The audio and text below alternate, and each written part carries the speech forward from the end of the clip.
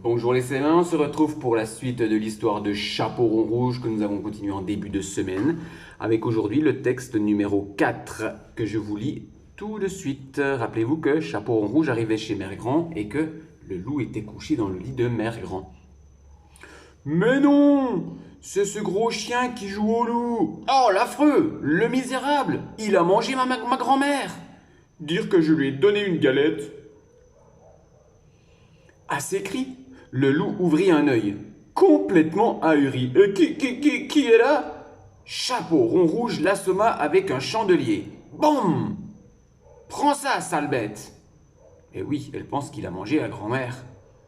Mère Grand! Est-ce que tu m'entends? Ouh, Mère Grand! Je vais te sortir de là! Dit le chapeau rouge en regardant à l'intérieur de la bouche du loup. Elle s'en fut chercher un couteau dans la cuisine. Oh là là là là. Oh, misère! Il a trépassé! S'exclama grand-mère Grand qui arrivait avec le docteur. Je ne comprends pas, ce pauvre chien respirait encore lorsque je suis parti vous chercher. Oh, oh, mère Grand, tu es vivante! Je croyais que le chien t'avait dévoré. Je voulais te sauver et maintenant il est mort. C'est ma faute.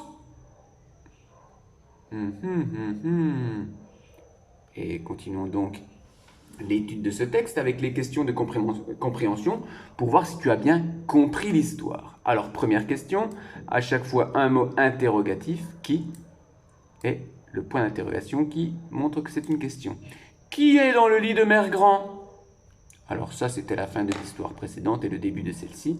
Qui est dans le lit de Mère Grand? Rappelle-toi, réponds par une phrase en écrivant correctement sur les lignes, en commençant la phrase par une majuscule et en terminant par un point. En répondant à la question, qui est dans le lit de Mère Grand? Deuxième question, que croit Chapeau rond rouge? Que croit Chapeau rond rouge quand elle voit le loup dans le lit de grand-mère? Ça nous rappelle l'histoire, bien sûr, du petit chaperon rouge. Que croit Chapeau rond rouge? Et là, tu trouveras la réponse dans le texte numéro A. Dans le texte A, pas numéro A, dans le texte A. Tu pourras dire que croit Chapeau rond rouge quand elle voit le loup dans le lit de grand-mère? Question numéro 3. Avec quoi, là aussi deux mots interrogatifs, avec quoi l'assomme-t-elle? Avec quoi est-ce que Chapeau rond rouge assomme le loup? Là, tu retrouveras cela dans le texte B. Cherche, bien sûr, tu le vois dans l'illustration, mais cherche aussi comment s'appelle cet objet. Avec quoi l'assomme-t-elle? Question numéro 4. Pourquoi lui ouvre-t-elle la gueule? Alors la gueule, bien sûr, chez un animal, la gueule, c'est la bouche, avec les dents. Pourquoi est-ce que Chapeau rond rouge ouvre-t-elle la gueule du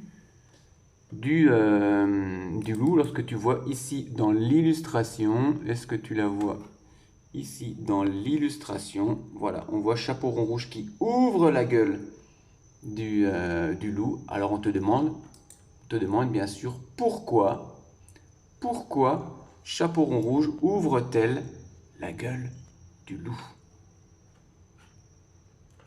À chaque fois, tu réponds à chaque fois par une phrase en commençant par une majuscule et en terminant par un point.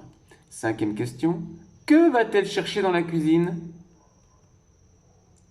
Alors elle, c'est Chapeau rond rouge, donc qu'est-ce que Chapeau rond rouge va chercher dans la cuisine?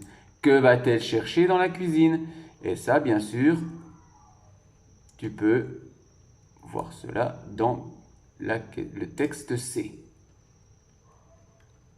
Et enfin, dernière question, et tu vas imaginer et dessiner, là aussi, ce qu'elle va faire avec le couteau. Imaginez ce qu'elle va faire avec le couteau. Elle va chercher un couteau pour faire quelque chose. Imaginez et dessinez ce qu'elle va faire, ce que Chapeau rond rouge va faire avec le couteau. Voilà pour aujourd'hui. À ton tour de répondre aux questions maintenant que tu as vu les consignes. Applique-toi pour écrire. N'hésite pas à relire à chaque fois chaque petit texte pour trouver la réponse. Bon travail et on se retrouve bientôt pour la suite des aventures de Chapeau rond rouge. Bon travail les CE1.